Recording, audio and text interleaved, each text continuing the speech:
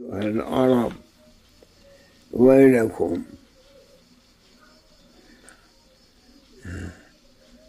أخاطبكم يا أيها العرب قولوا بسم الله الرحمن الرحيم قولوا أعوذ بالله من الشيطان الرجيم نسيتم أعوذ بالله من الشيطان الرجيم نسيتم أن تقولوا بسم الله الرحمن الرحيم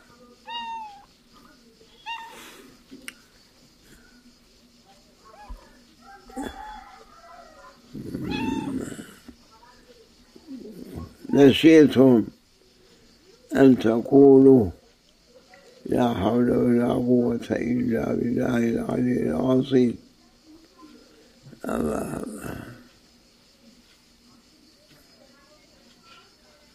لا حول ولا قوة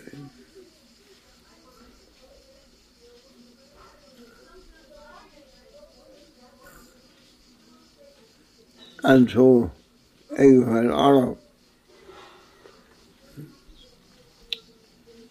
تحبون أن تخاطب أيها العرب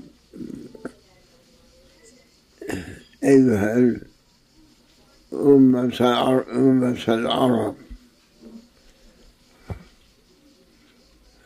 غلط على غلط أنتم تقولون ما في أمة العرب في أمة الحبيب صلى الله عليه وسلم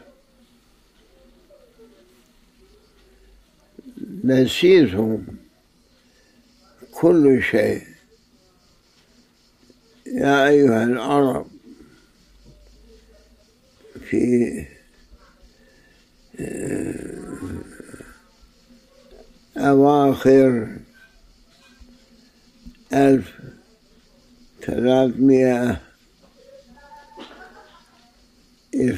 1332 تشتغلون بأشياء اللي ما له طعمه فقد وقعتم في مضيق لا تعرفون كيف المخلص من ذاك المضيق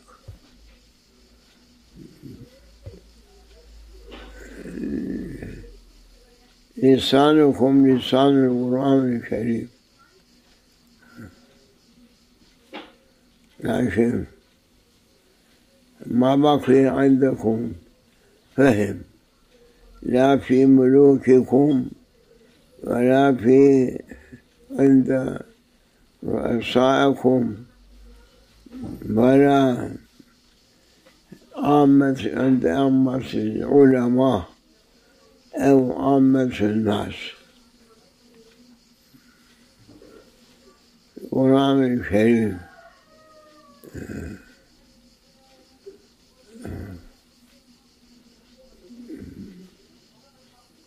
كل شيء ولا رطب ولا يابس إلا في كتاب مبين موجود في كل شيء كذلك يقول جل من قائل وفصلناه تفصيلا ما ترك القرآن العظيم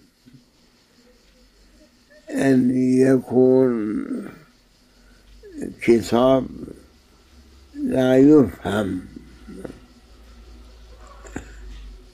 لا في الماضي ولا في الحال ولا في المستقبل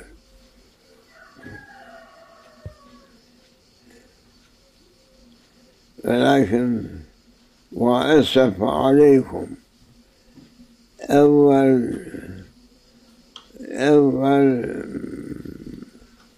مسؤولية يكون عندكم حيث ألسنتكم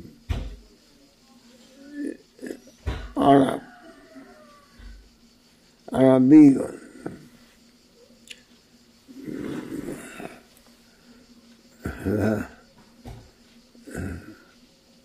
كأنكم لا يؤمنون بكلام القديم سبحانه وتعالى، فيه آيات بينات. يقول الحق سبحانه وتعالى: ما فرطنا في الكتاب من شيء.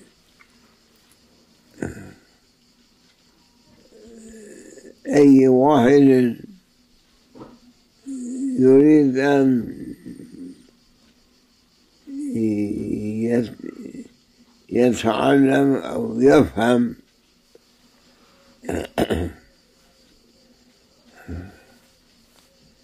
فليقرأ القرآن الكريم ويجد طريقه إلى الحق، أو تجدون طريق الصواب.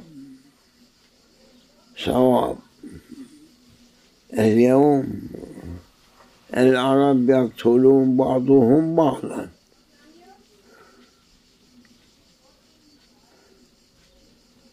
مش حرام؟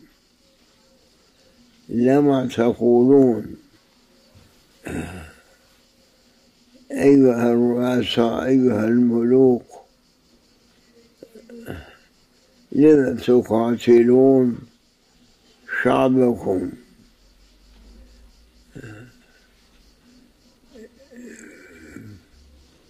الأهالي في بلادكم، لكن حرام بالصراحة، لكن أنتم تعملون أشياء هل يغضب الرب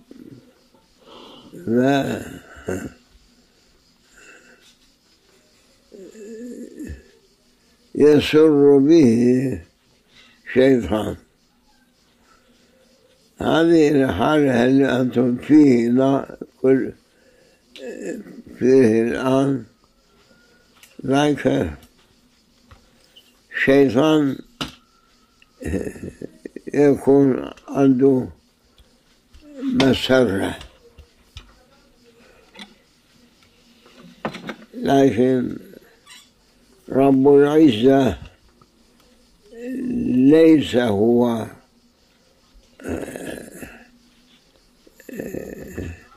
ممنون أو مبسوط من أوضاع اللي حصل يحصل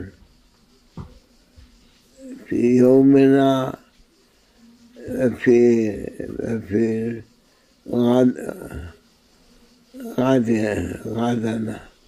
غدا الله جل وعلا مش راضي،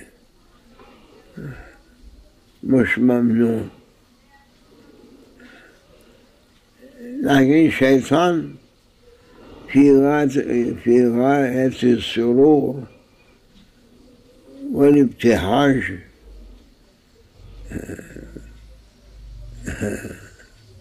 بسبب قتال العرب بعضهم بعضا، مع أنهم مسلمون، وقتال المسلمون قتالهم حرام بعضهم لبعض،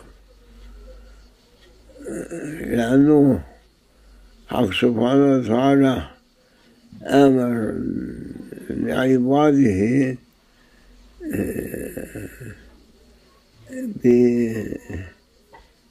بإخبار النبي عليه الصلاة والسلام أعط كل ذي حق حقه.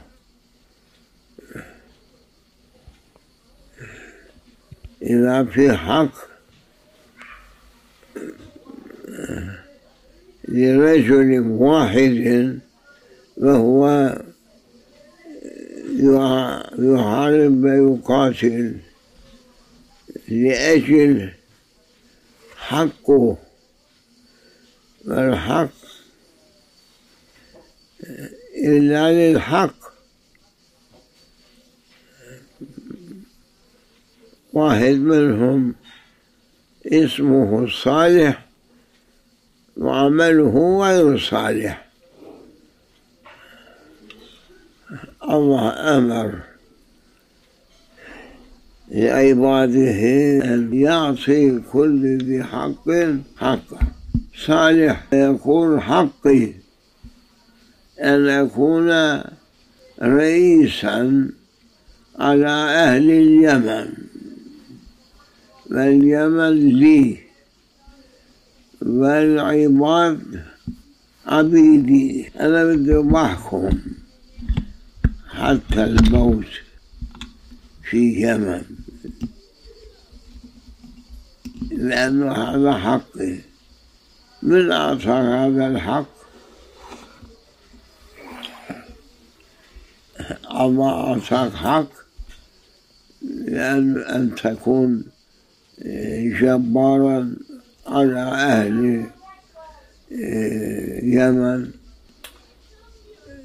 ما تقتلونهم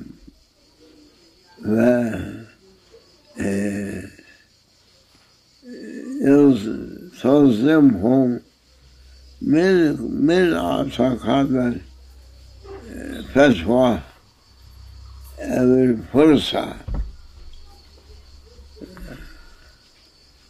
كيف الإسلام هذا؟ أنتم العرب يا أيها العرب ما تفهمون من القرآن العظيم.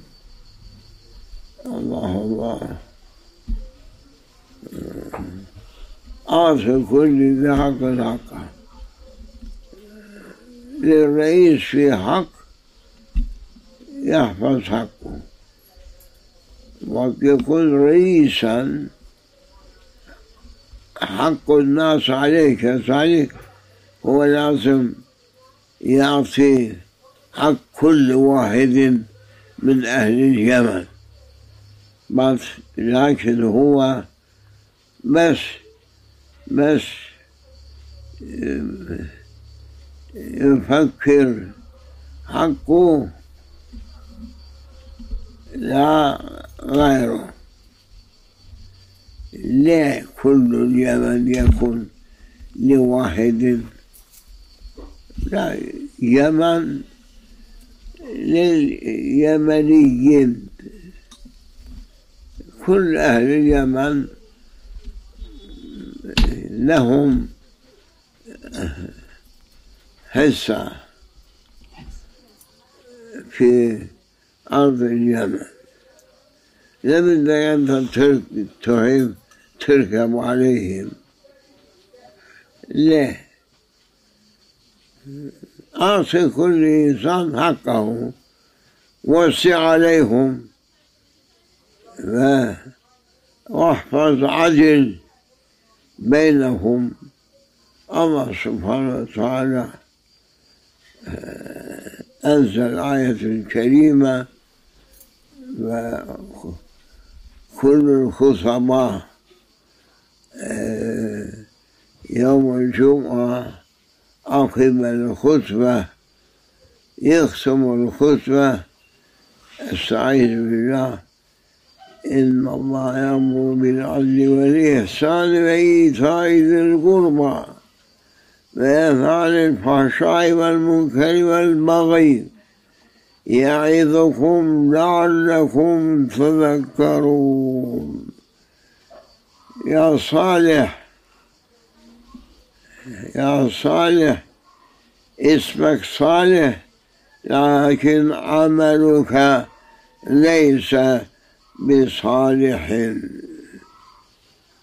كن عادلا لا تكن ظالما، كن حاميا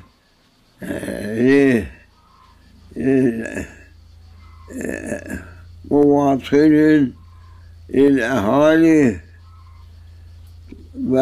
واحفظ حقوقهم. أنت مأمور أن تسمع كلام الحق، إن الله يأمر بالعدل. هذا العدل اللي أنت تمشي عليه هذا عدل. إن الله يأمر بالعدل والإحسان. لو أحسنت قومك ما قاموا ضدك، لكن أنت مثل قارون ادخرت كنوز بلايين في البنوك في البلد وفي مختلف البلدان. لما أحسنت أهالي اليمن فقراء، أنت ادخرت بلايين مليارات في البنوك من شان لشان. الله يأمرك من شان بإيتاء ذي القربى. إن الله يأمر بالعدل والإحسان. إحسان، إنسان عبيد الإحسان. أنتم عرب ما تفهموا هذا الكلام.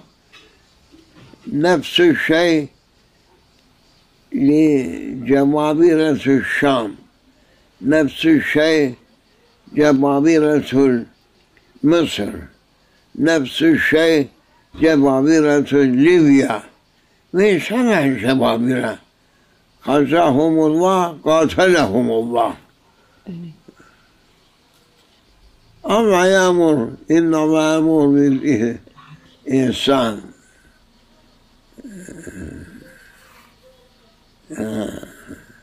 بين إحسانكم. والعرب مشهور أنهم كرماء. عرب كرماء. الكرم من شيم العرب.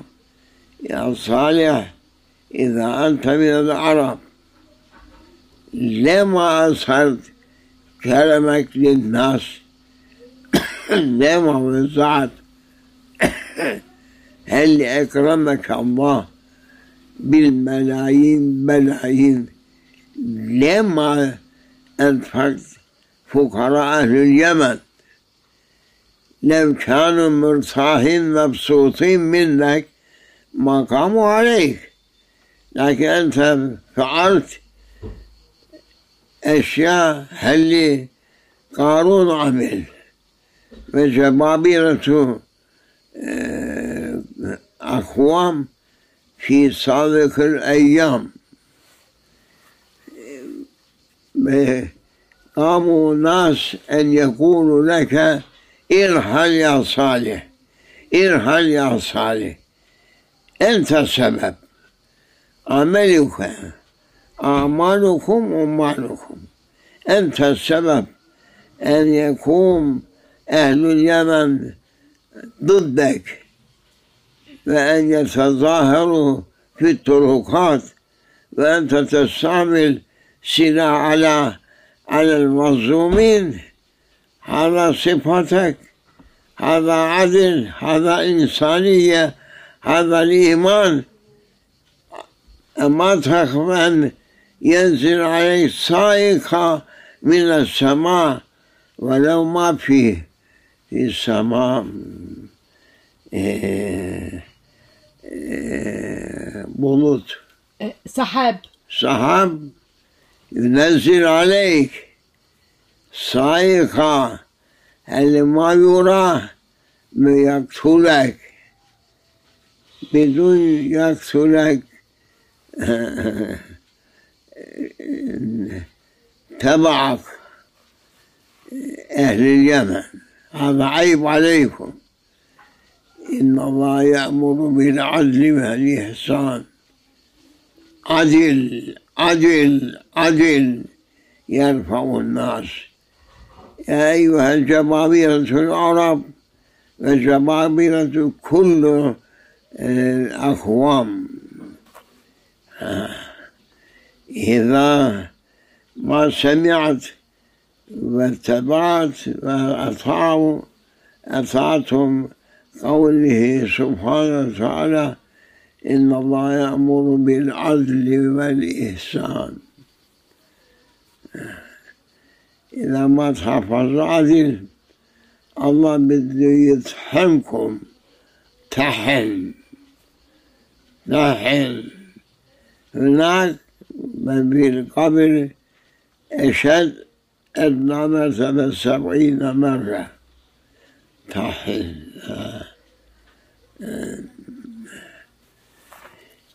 إن الله يأمر بالعدل. الله أكبر الأكبر. سبحان سيدنا سبحان سيدنا رب سبحان سبحان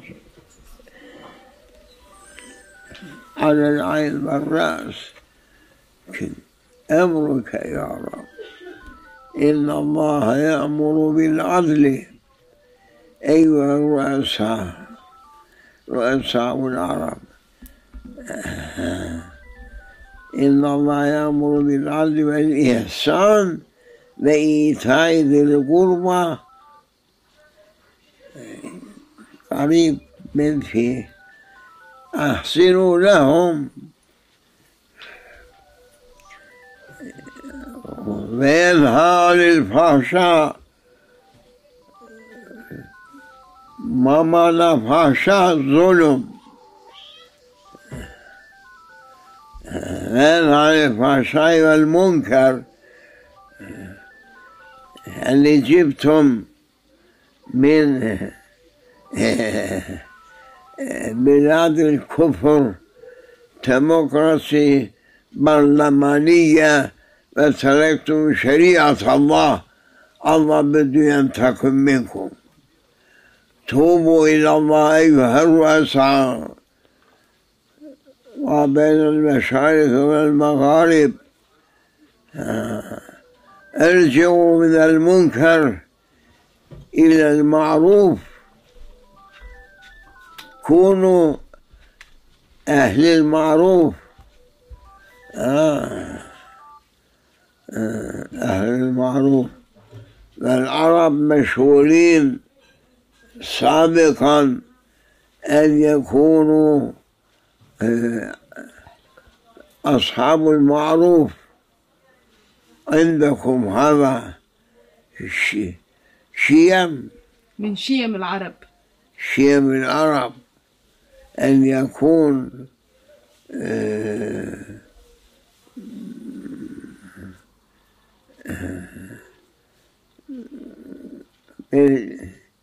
بالإحسان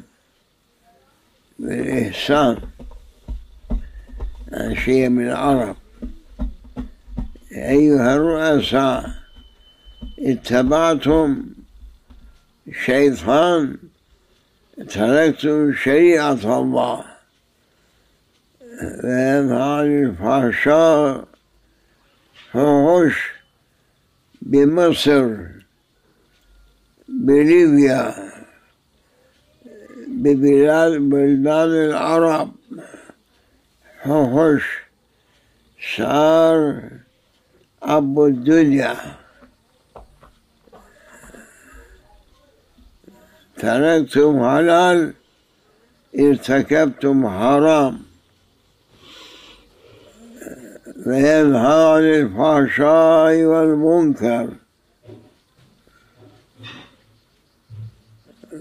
ولذكر الله أكبر. الله أكبر الله أكبر. بدل ذكر الله اتخذتم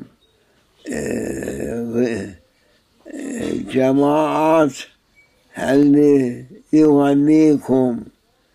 يغنيكم وتشتموا الحمور تغني بعدين ترقصوا.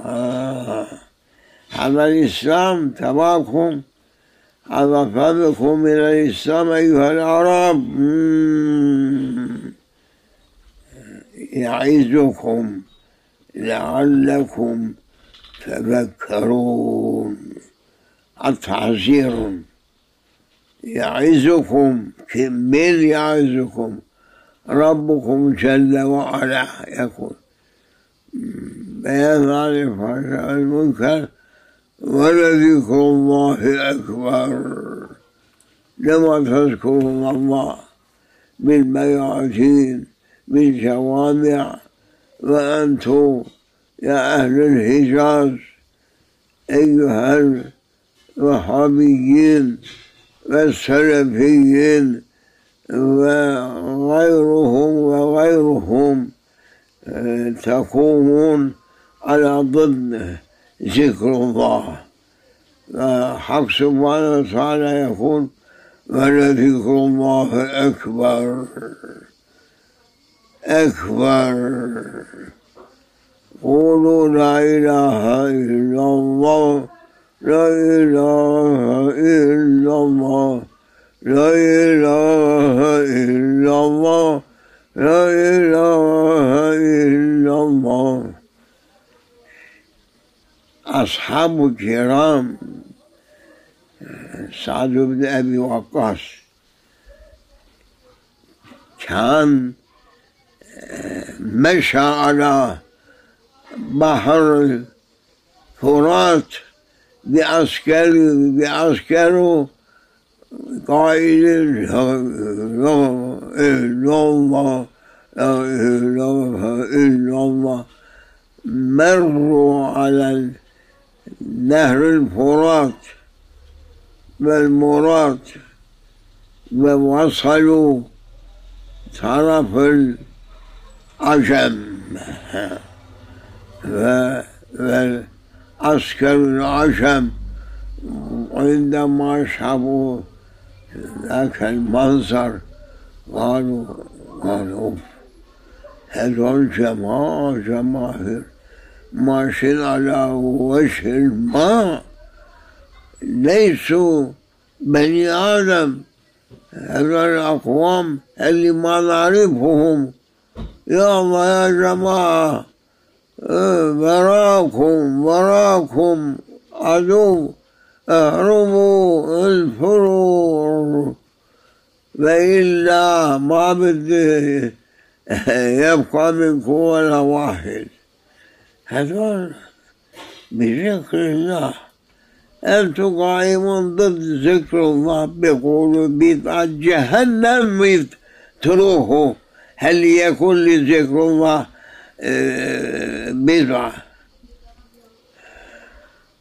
الله يجعلهم سفيل بين الناس. هل يحارب عباد الله حيث يقولون الله الله، حيث يقولون لا إله إلا الله بدعة؟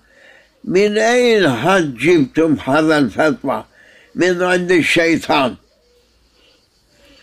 لكن وقتكم قريب.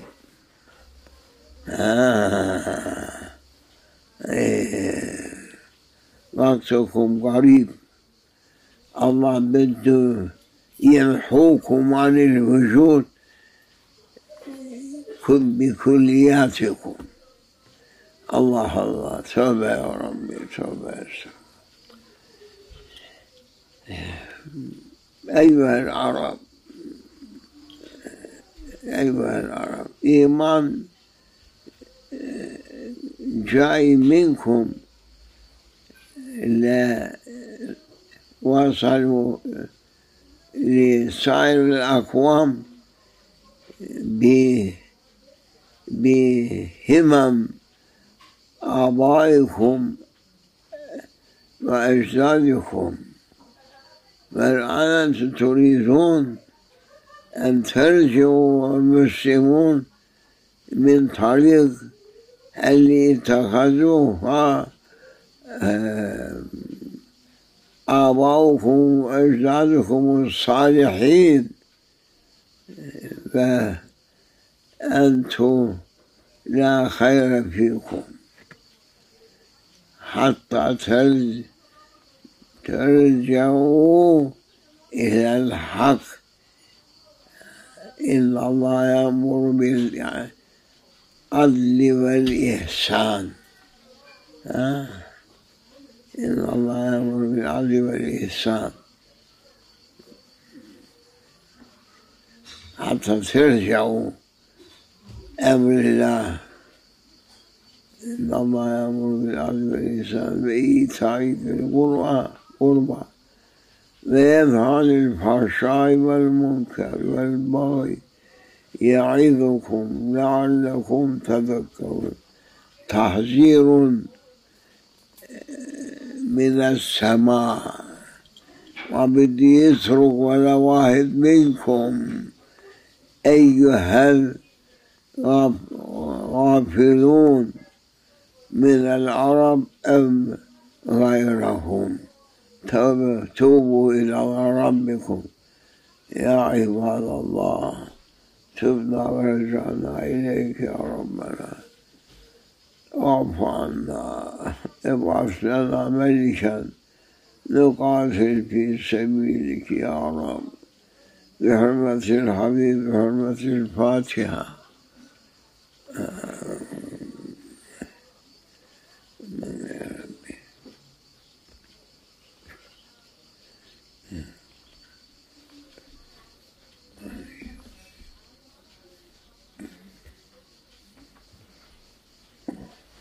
العربيات قليل، لا تؤاخذوني، أن ترتبوا واكتبوا وانشروا الحقائق اللي قلنا لكم، أن أستغفر ربي وأتوب إليه. توبوا إلى الله يا عباد الله. فاتحة.